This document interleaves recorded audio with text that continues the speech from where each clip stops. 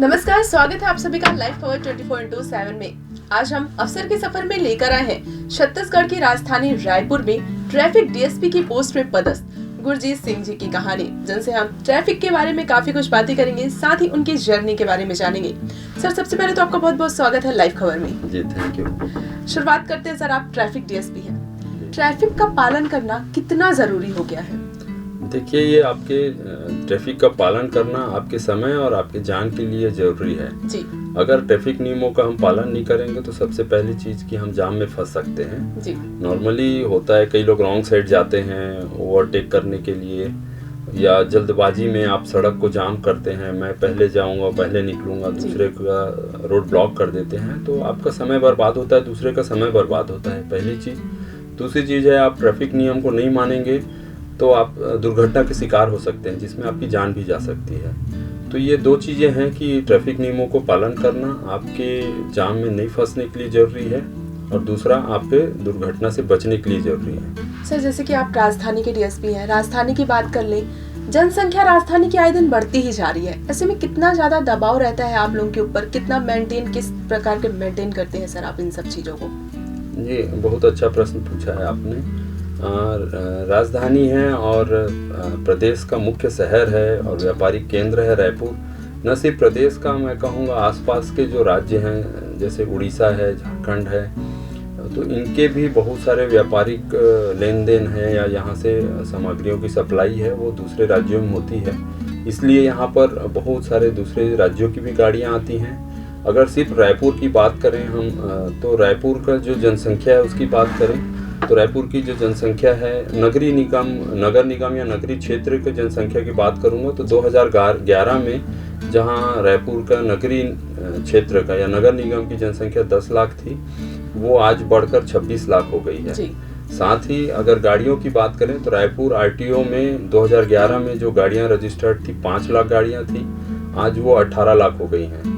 तो चाहे जनसंख्या हो या गाड़ियों की संख्या लगभग 2.5 से 3 गुना बढ़ गई है, तो उसी के अनुपात में सड़कों पे दबाव भी है, और इस दबाव को हम बखूबी देखते हैं कि हमारे जवान निकाल रहे हैं, ड्यूटी करते हैं, हम लोगों को सुगम और सुरक्षित यातायात देने की कोशिश करते हैं। जी।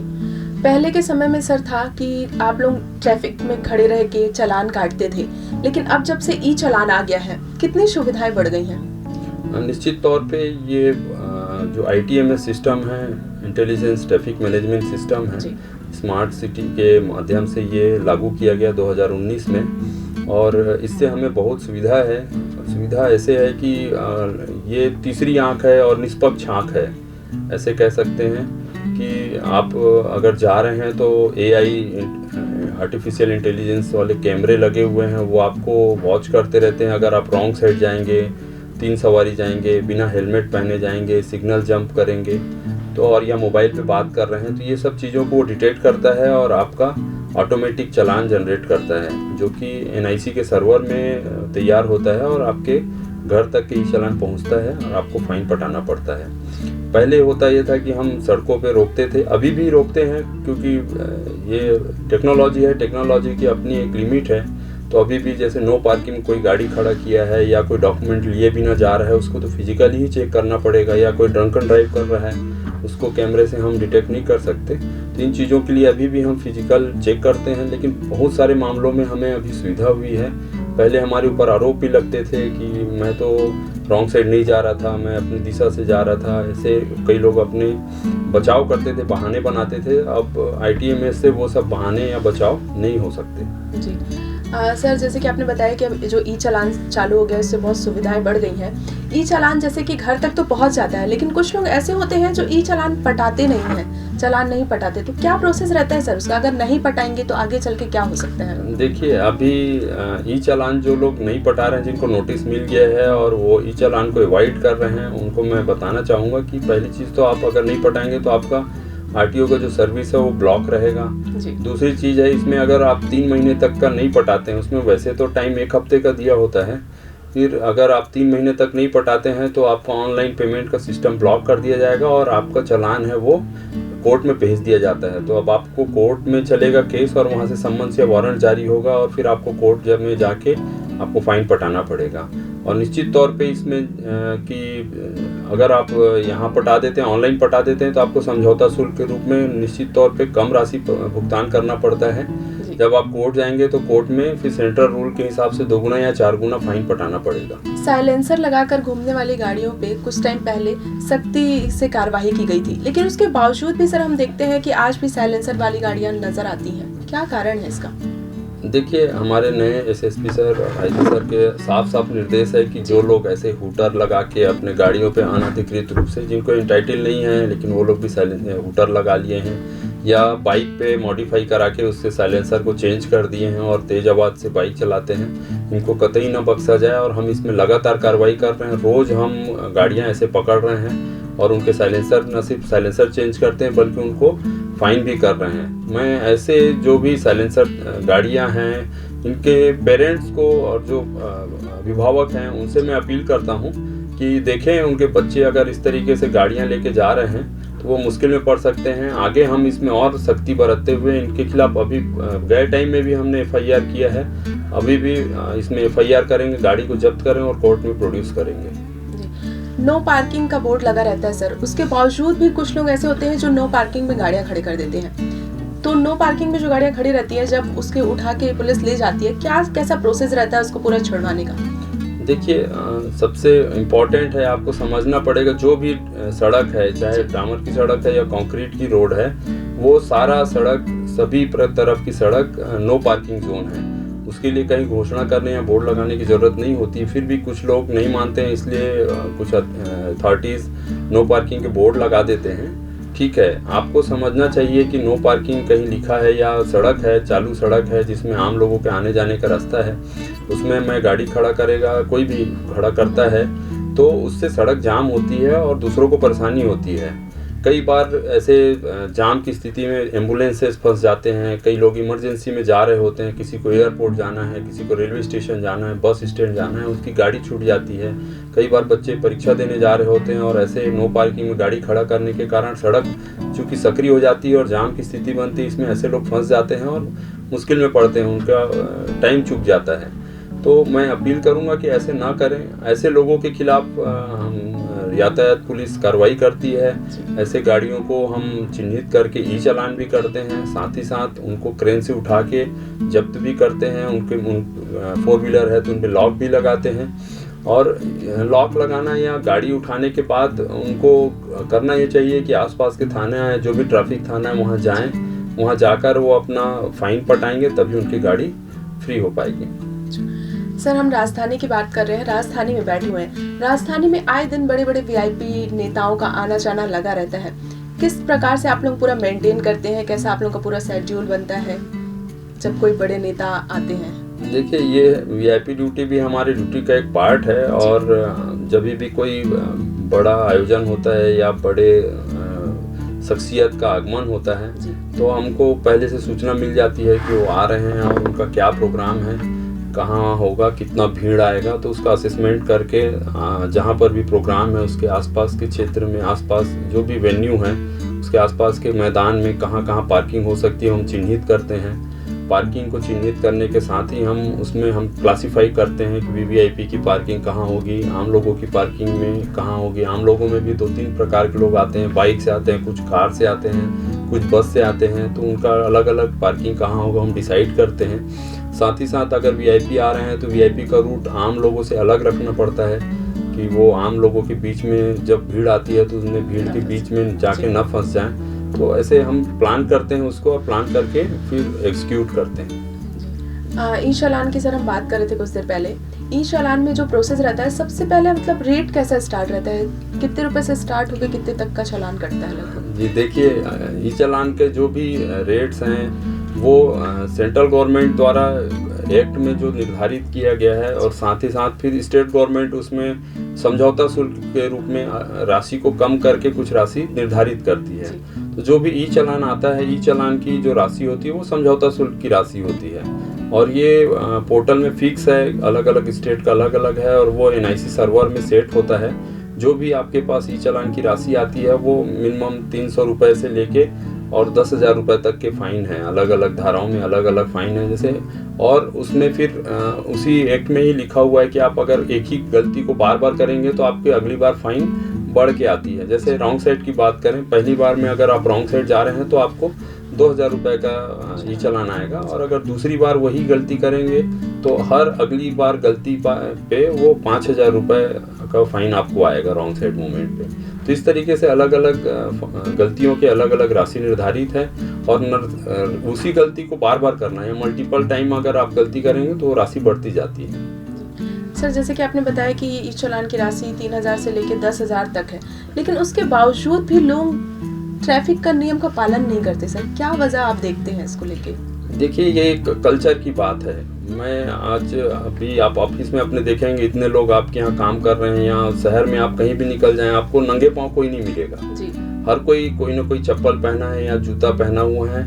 यही आज 1,000 साल पहले आप देखते तो कोई भी आपको चप्पल या जूता पहना हुआ नहीं मिलता, हर कोई नंगे कदम ही चलता था।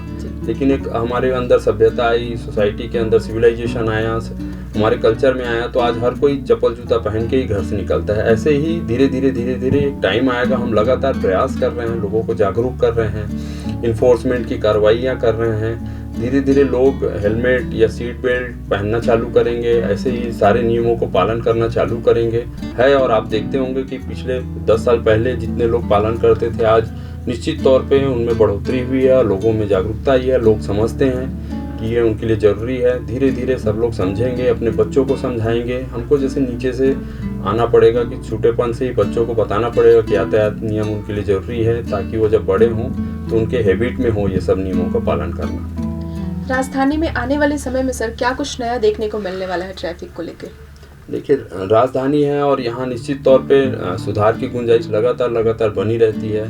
अभी हमारे एसएसपी सर नए आए हैं, उन्होंने हमको साफ साफ निर्देश दिया है कि शहर के अंदर हमको नो पार्किंग पे और काली फिल्म है और हूटर लगा के या मॉडिफाई साइलेंसर में जो लोग चल रहे हैं, इन पे सख्त कार्रवाई करें। साथ ही जो आउटर के इलाके हैं, देहात के इलाके हैं, उनमें जो बिना हेलमेट चल रहे हैं उन पे, और सीट बेल्ट बिना लगाए चल रहे हैं, उनमें हमको कार्रवाई करना है। तो हम इस पे कार्रवाई तो कर ही रहे हैं। साथ ही साथ अभी हम जो नो पार्किंग में गाड़ी खड़ी है उससे मौके पे ही ई चालान भी क्रिएट कर रहे हैं। हमारे पास ई चालान डिवाइसेस हैं, उससे मौके पे ही हम ई चालान क्रिएट करते हैं। ये ई चालान NIC सर्वर पे जाता है। तो जो ट्रक वगैरह हैं जो रिंग रोड पे पार्किंग कर रहे हैं, उनके मालिकों से मैं अपील करूँगा कि वो ऐसा करने की भूल ना करें, अन्यथा वो ई चालान के शिकार हो सकते हैं।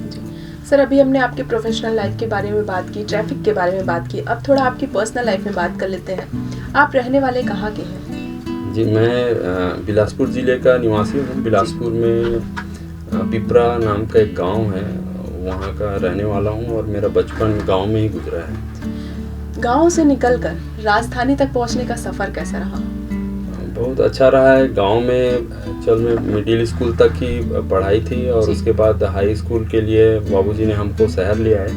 फिर हम बिलासपुर में आके मेरा स्कूलिंग है वो सरस्वती स्कूल में हुआ। मिडिल स्कूल और हाई स्कूल मैंने बिलासपुर से पूरा किया। फिर बिलासपुर में ही CMD कॉलेज है, वहाँ से ग्रेजुएशन हुआ। ग्रेजुएशन के बाद मेरा 2000 में जॉब लग गया। तो पुलिस नौकरी ज्वाइन करने के बाद सागर में हमारी ट्रेनिंग हुई, फिर हम पुलिस जॉब में आ गए। ट्रेनिंग के दौरान कुछ ऐसा एक्सपीरियंस जो आप दर्शकों से शेयर कर सकें? ट्रेनिंग के दौरान सागर एकेडमी बहुत पुरानी एकेडमी थी। तकरीबन हम जब ट्रेनिंग कर रहे थे तो 95 साल हो चुके थे उस एकेडमी को, और हमारा 82वां बैच था वहाँ एकेडमी में। तो बहुत एक्सपीरियंस लोग थे जो हमको ट्रेनिंग दे रहे थे, और पुरानी एकेडमी थी। पुराना किला है एक्चुअल में सागर का, वहाँ ट्रेनिंग होती थी। तो अच्छी जगह थी, और हम लोगों को एक संख्या ज़्यादा होने के कारण, और किला पुराना था तो स्पेस कम था, हम लोगों को रखते थे। वहाँ से 6-7 किलोमीटर दूर एक मकरोनिया बस्ती है, वहाँ बटालियन था पास में, वहाँ हमारा हॉस्टल था।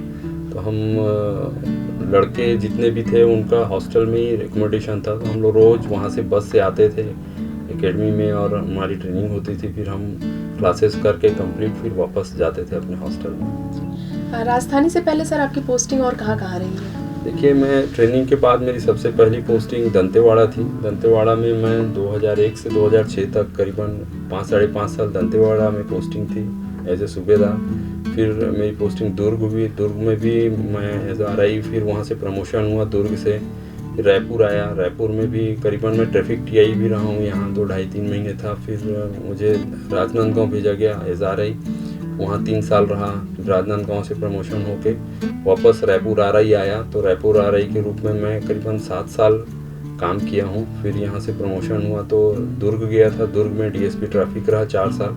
फिर अभी पिछले 1 साल से रायपुर में वापस DSP ट्रैफिक ग्रुप में काम कर रहा हूँ। फिटनेस की बात की जाए, फिटनेस के नाम पे सर आपका नाम सबसे पहले आता है राजधानी में, क्या वजह है? मतलब आप 24 घंटे का पेशा है पुलिस का, उसके बावजूद आप आज भी इतने फिट नजर आते हैं। देखिए, इसको मैं ऐसे मानता हूँ कि आप मोबाइल यूज़ करते हैं और उसको आप 24 घंटे में 1-2 घंटे ज़रूर से रिचार्ज करते हैं जी।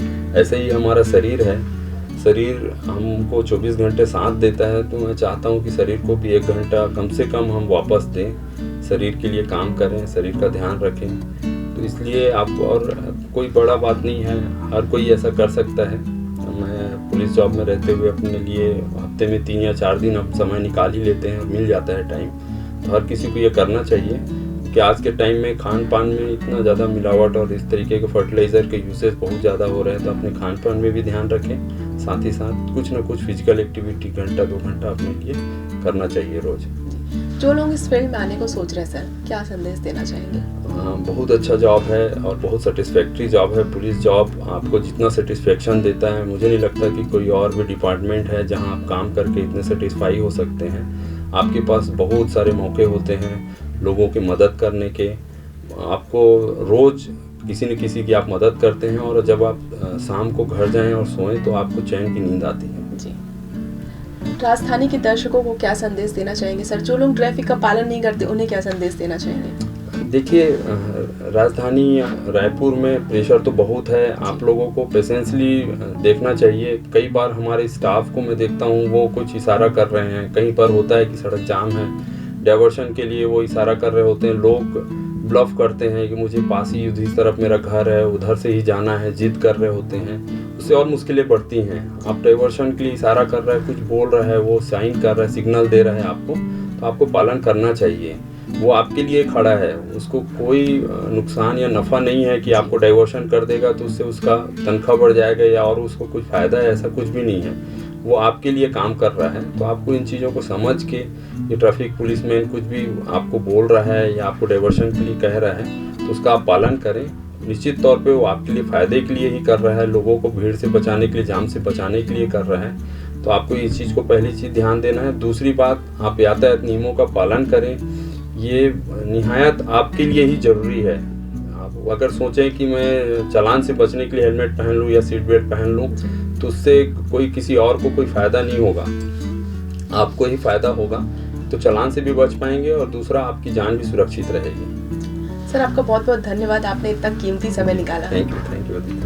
तो हमारे साथ बने हुए थे रायपुर के ट्रैफिक DSP गुरजीत सिंह जी, जिनसे हमने काफ़ी कुछ जाना, ट्रैफिक के बारे में जाना, साथ ही उनकी जर्नी जानी। तो आज के लिए बस इतना ही, और भी ऐसी खबरों के लिए बने रहे लाइव खबर 24/7 के साथ।